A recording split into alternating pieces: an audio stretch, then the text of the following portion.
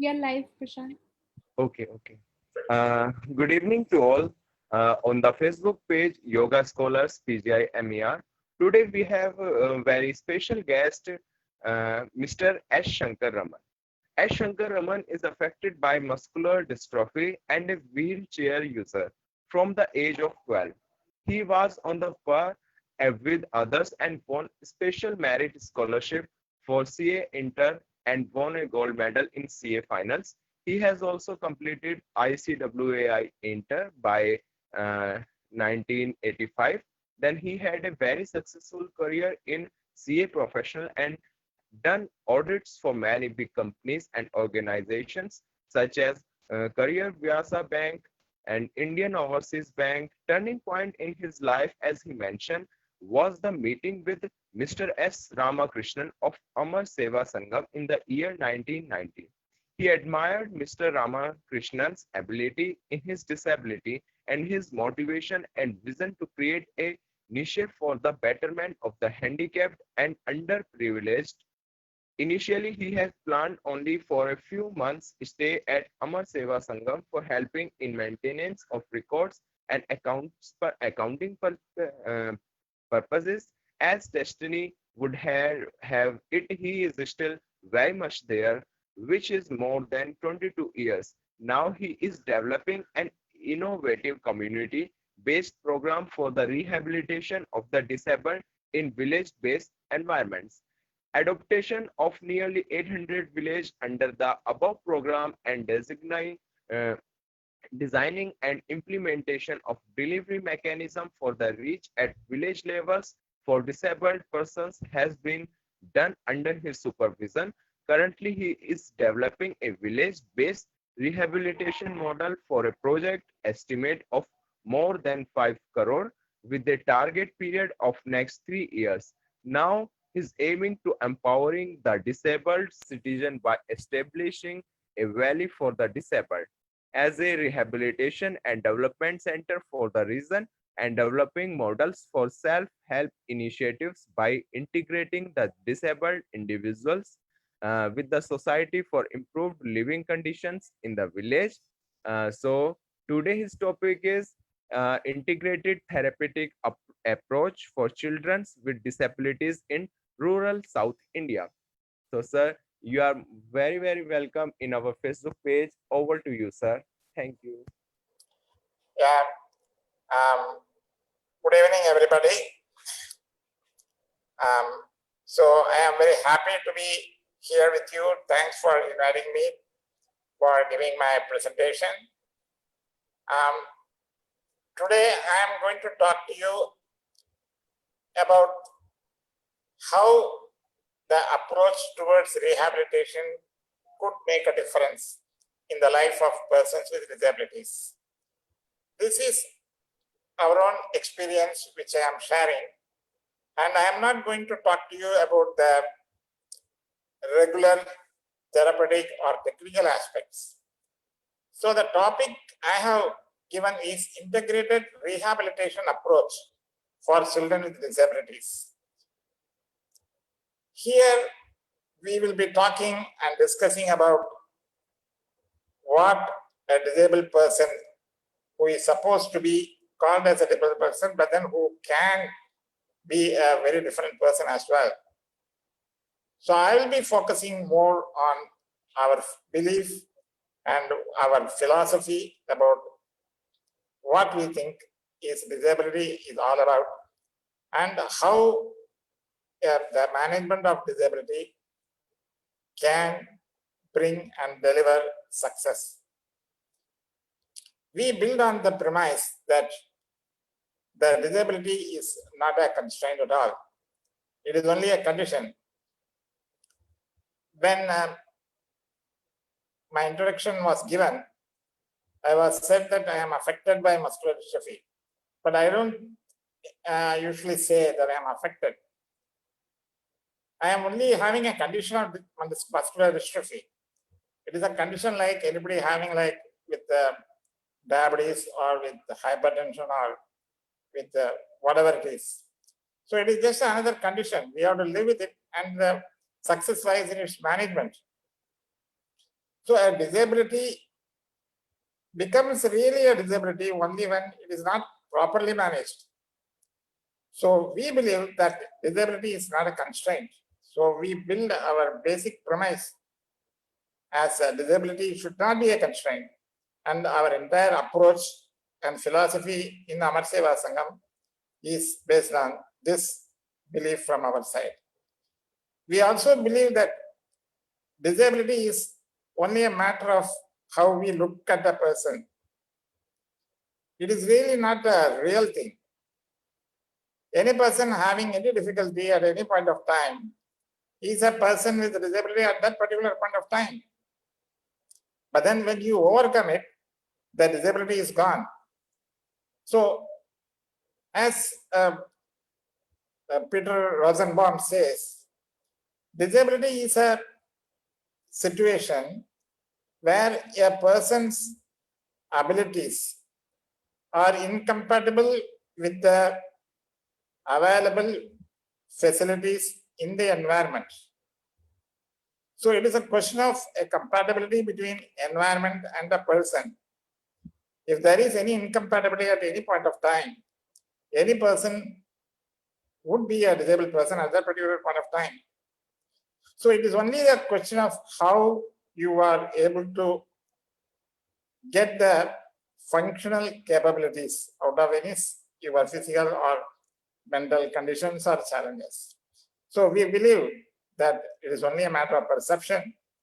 And this phrase, the disability is a matter of perception, was coined by Martina Navratilova, a famous tennis player, world #1 in late 1980s. So our approach towards disability is not just therapy alone. We look at it holistically. We look at all aspects involving all stakeholders. We believe that inclusiveness is going to be the ultimate success for any disability-related management. A person with disability should be a part of the whole society and should be performing like anybody else. There needs to be only some equalizing situations, equalizing conditions, some accommodation by the other stakeholders. It will be a win-win situation for both. I will be discussing it as we go more into the subject. Then we also believe that the involvement of family and parents, it is not a one-to-one or the therapist versus client kind of relationship. It is going to be an entire process which involves the family, parents, and also the community. So when all these players combine together and play together, then the rehabilitation becomes a complete success. It is like a cricket team or a football team, 11 players, they all should synchronize each other and understand each other and proactively go towards achieving a particular goal. And that's how the success will come by. So it is a similar kind of situation where an individual with a disability is only a part of a system, and the entire system should be in synchrony with whatever that is required. So we believe that along with that, if technology is introduced, now the days of technology, a great deal of achievements are being done. Now we are able to just talk over the Google and Google types out. We are able to achieve so many things which we have not imagined of even about 5 or 6 years back. So this technology, this, if they are going to assist a person with disability to overcome the conditions, then that will be a great input for the person's rehabilitation. So we believe in bringing technology as a part of the process of rehabilitation and making a disabled person as a holistic individual. The system change, the entire, as I told you, the entire society and all players in the community should play their role. And our approach is also collaborative and co-creative. No individual institution or an individual clinician can change or rehabilitate a person with disability, and changing one person with the disability into a complete person also is not going to be the end of the story. The success of one person has to replicate, and it has to permeate across all the people in the society. If I can become a chartered accountant, if Ramakrishnan, the founder of this organization, can achieve the level of Padma Shri in the country, he is a complete spinal injured person. So when we people can achieve it, why not others? Everyone has the same abilities. It is only a question of how it manifests and how the opportunities come by and how the opportunities are opened up for such persons. So we believe that collaborative approach is the most successful one for a holistic change. An individual change is not enough, but a systematic change, a change in the society that will ultimately bring about vast impact on the society is what we look at. Now, when we are talking about the holistic approach, we have several components of our rehabilitation programs. Like in rehabilitation, we have residential programs where across various age groups, we have programs for school, for higher education, for vocational training, and so on. Then we have medical testing units where we do therapy for not only the people inside, but also on OP basis. Then early intervention program, both at community level and also at the institutional level. Then spinal injury care program, then program for special needs children. And we have programs on the training and development on education and social inclusion. In social inclusion, we have self-help groups where people show their solidarity, unite themselves and become a voice for themselves. So they create a demand system. It is not a question of that Amar Seva Sangam offers something as a gift and they are a beneficiary. Our relationship is not like that. Our relationship is like they are our service users. We don't call them as beneficiary at all. We call them as service users, and we are not a donor, we are a service provider. So they have every right to demand quality, to demand performance, to demand satisfaction. So that's how we believe that their social inclusion and their social rights are fully recognized. So the same way, to make them fully capable, we have livelihood programs, microfinance, and those self-help groups become very active, self-advocating disabled persons organization. So we have a full gamut of holistic approach towards disability. And we believe in inclusiveness. See, in all our programs are not exclusively for disabled persons. Our school is an inclusive school up to 12th standard higher secondary. All children come to the school for education, and our disabled children also join in that same school. We have more than 700 to 800 children studying, and out of them, about 10 to 12% are persons with disabilities. So the rest of them are the regular children. We cater to the poor and disadvantaged among the others.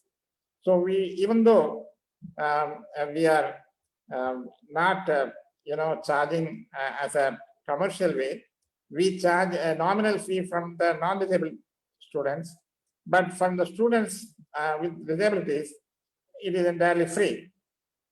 So even in like the vocational training for the higher education, like we have a higher education center, Aragappa University Center, and so on.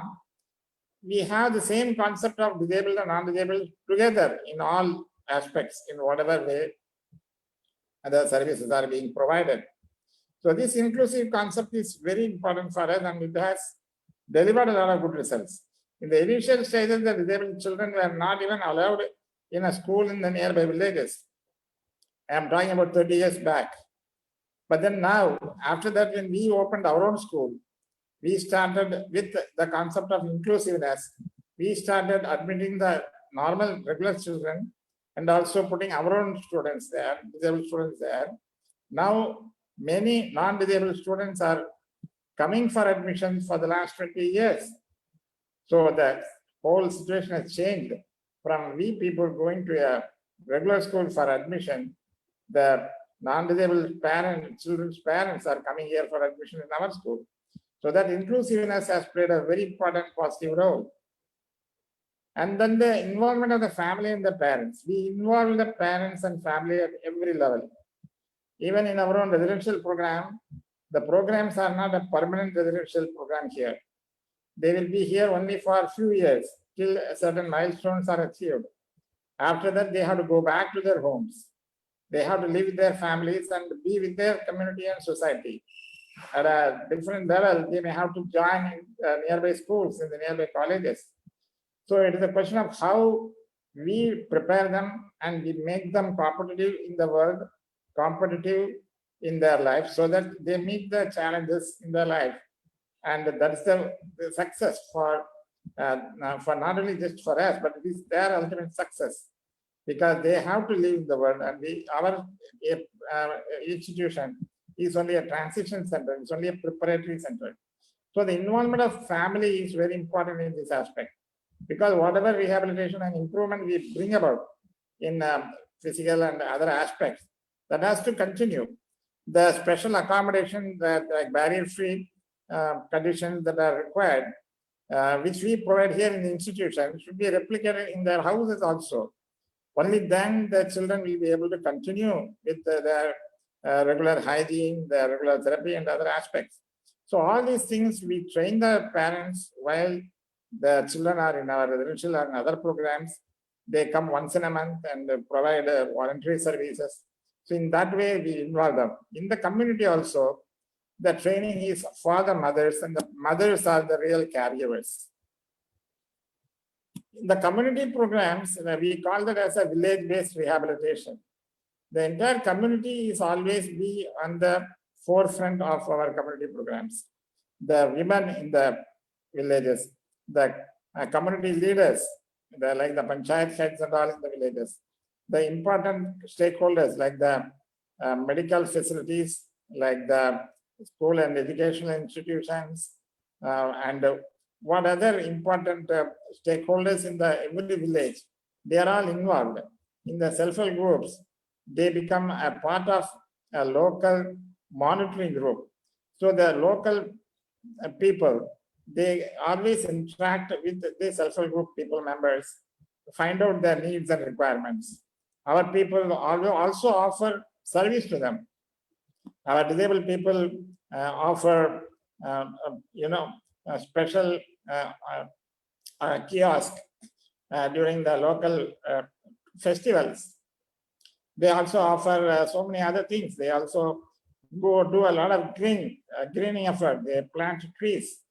They also work on many other social issues. They openly come out on various social issues.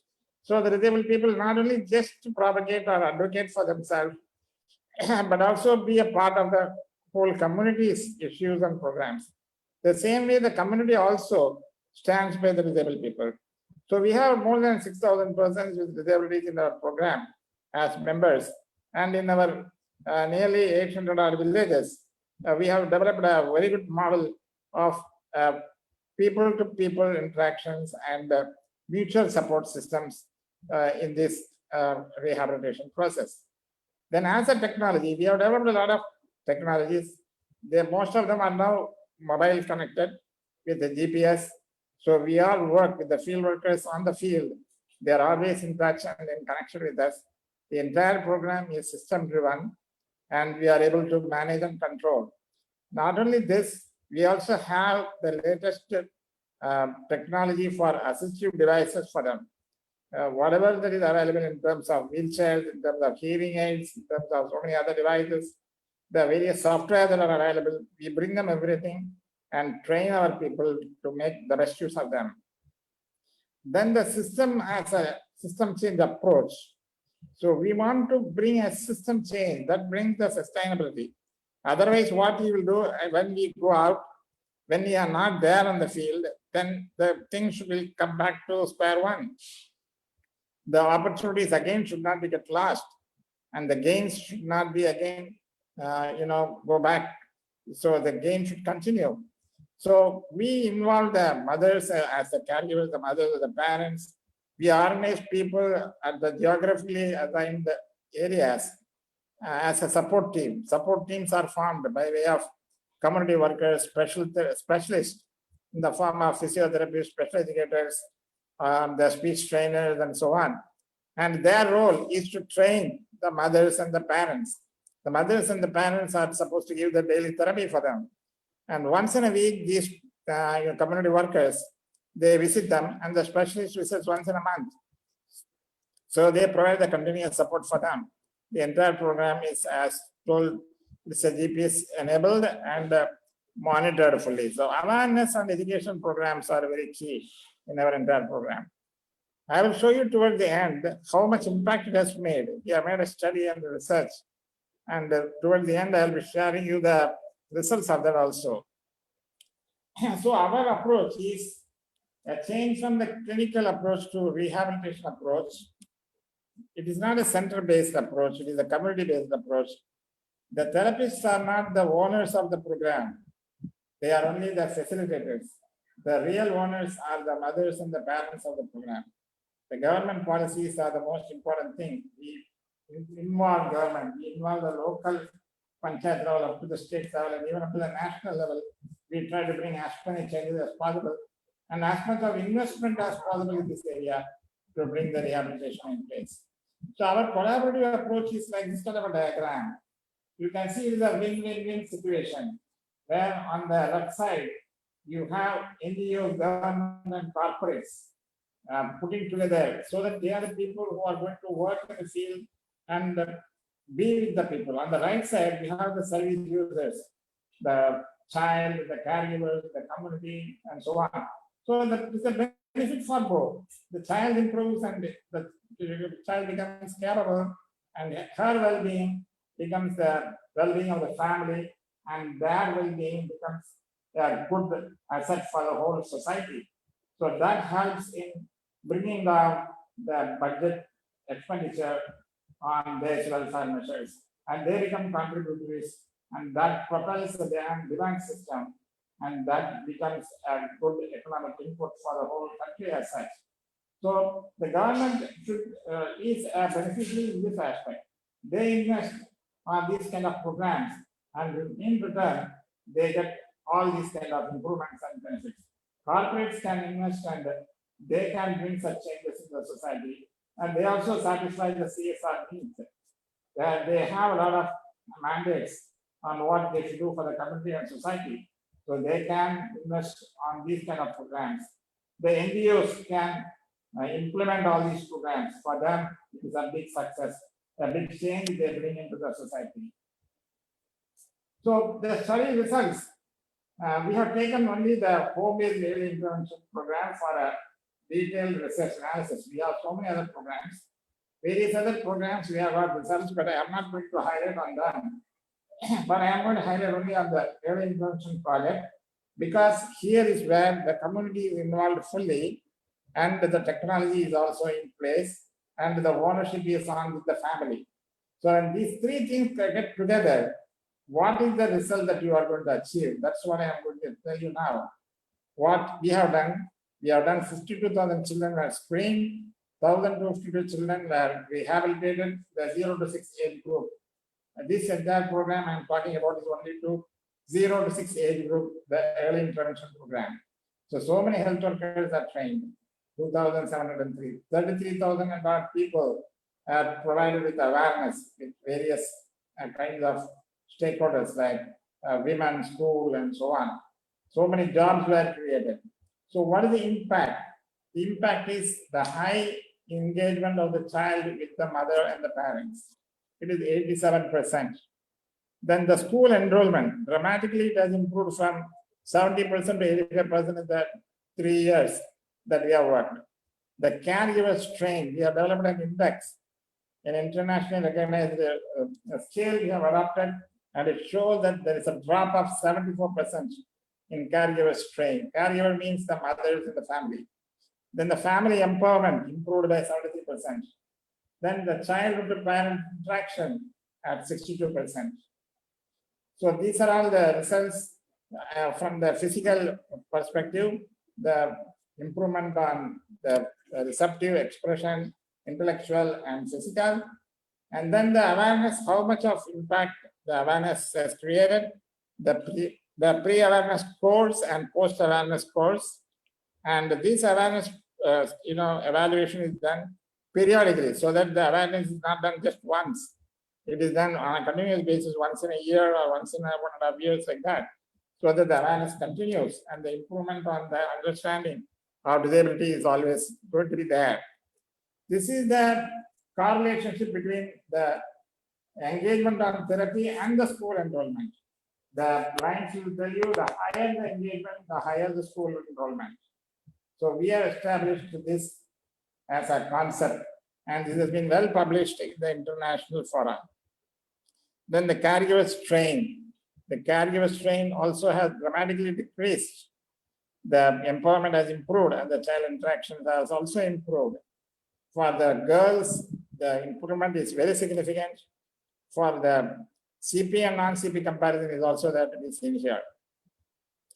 And then the overall impact of for all the other programs, other than the early intervention, is a brief coverage. We have taken about 677 children who are discharged from our institution. You can see that many of them are there, well settled in their life. You can see that 25% are there in the family trade. There are many people who are working in software companies, BPOs, lawyers are there, self-employed 17%, government job 3%, higher education in higher secondary school is 10%. They are still pursuing higher education. So another higher education colleges are 2%. And then employed in Amar Seva is 3%. Then people receiving family support is 16%. This 16% represent the children with high support needs. They are children with mental challenges and autism and other issues. For them, the continuation of services are required. So this is where we are in Amar Seva Sangam. We have not just looked at the therapy aspect. Therapy is always there. We have got all kinds of therapies, from physiotherapy to hydrotherapy to horticulture to yoga. We do a lot of yoga. We have so many other play therapy and so on. So we do everything. There are other therapies also available. They are not in our place, but in many other, even in some Western countries, they talk about horse riding as a therapy. So these therapies are all there. But on top of all that, we need so many other components to be in place. This is my own personal experience as a child, how I missed so many things and how I got so many things. So as a child, I could have a lot of challenges. I could see people not understanding me. Even after I completed my CA, after I went for my practice, I could see how many people looked at me with doubt, with suspicion, whether I am really a CA at all. So, but then it all depends on how I talk and how I interact with them, so that they understand me that I am not a fake, I am real. So this is how the world always looks at you as a person from your figures, from the way you look, from the figures or the shape of your body and so on. But that is not the case. Your capability lies very much deep inside you. If that has to be brought out, then the approach has to be holistic. And the approach should not be just for one or few children. It has got to be across all the sections of the society. It should be permeating to the entire country. So our belief that no child should be denied of schooling experience because of disability, because schooling is the ultimate first level gauge where you can determine whether the child is on the right track or not. It is the first step for a child in its journey in its life. So this is most important. schooling. It has to be an experience, not enrollment. The child has to be there in the school. Whether she reads, she gets marks, that's all different. But the experience of the schooling is more important. So that's what is our belief. Thanking you, and if you have any further questions, I am ready to answer. Thank you, sir. Thank you. Sir, may you please unshare your slides?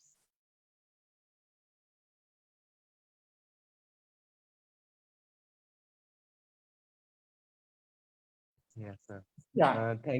Thank you, sir. Sir, I have a question.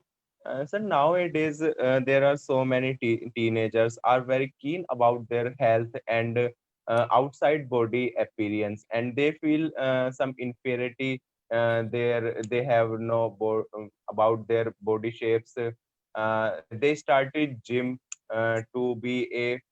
They are teenagers and they are thinking that they are young, and they start to gym and make over artificial body, taking protein shakes and others, and they are harming their body. So sir, what do you what how you what do you suggest for the teenagers? What? Nature is the best way to approach.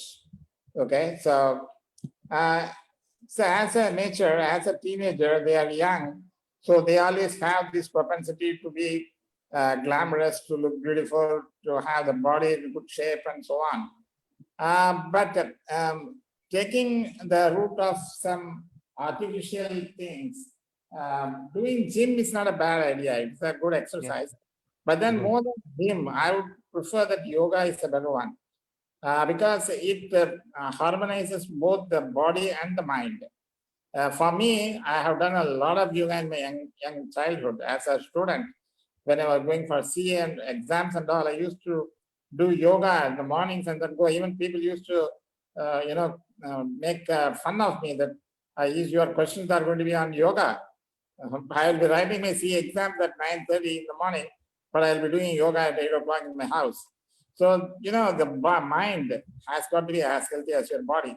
So the body and mind, if they have to go together and synchronized, then yoga is most important. And I am not sure about what the medical, clinical, and other evidence-based results are, but then I have a total belief that yoga is the best way. We have seen in our own children in Amar Seva. Yoga is producing marvelous results with children with very severe mental challenges. When we are having such good experiences, the people who are otherwise healthy and blessed by the God should continue to utilize their faculties and not depend on external things. Should focus on what the nature has given and what the God has given to them and make best use of that. Okay, sir. Sir, you started with a great line. Disability is not a constraint, but it's only a condition. Yeah. Yes, sir. Yeah. Sir, I have a one more question. Sir, what is the need of holistic approaches in the management of some special condition persons? Why the need of Yeah. holistic approaches? Some special needs are there. The people with the disabilities who are having very high support needs. For them, the continuous caregiving and support services are to be there till their lifetime. The question of rehabilitation doesn't end with physiotherapy or special education, but then it has got to continue on a sustainable basis. For that, I think the only best possible approach is to get the families together, and there should be a good family parents movement coming up in the country. Already there is a lot of parents associations and parent movements are there. And there is a National Trust Act which enables such parents movements, which provides an enabling platform. So those institutional opportunities should be utilized so that it is not just a question of some short gap or short-term rehabilitation procedures, but a long-term and lifelong solutions for the child. So that approach will always be the most helpful. For others, it is whatever their abilities, the abilities has to be looked into. And whatever their abilities, the life journey has to be built around that. Yeah. Okay. Sir, you and your organization screened more than, as you mentioned, 5,200 childrens you screened. That is a, sir, very big number. And sir, 677 children discharged successfully. Sir, really, sir, you are an inspiration for thousands of persons. And sir, your organization is doing a really very good job. Sir, thank you, sir. It's a very great honor to come here, sir. Yeah,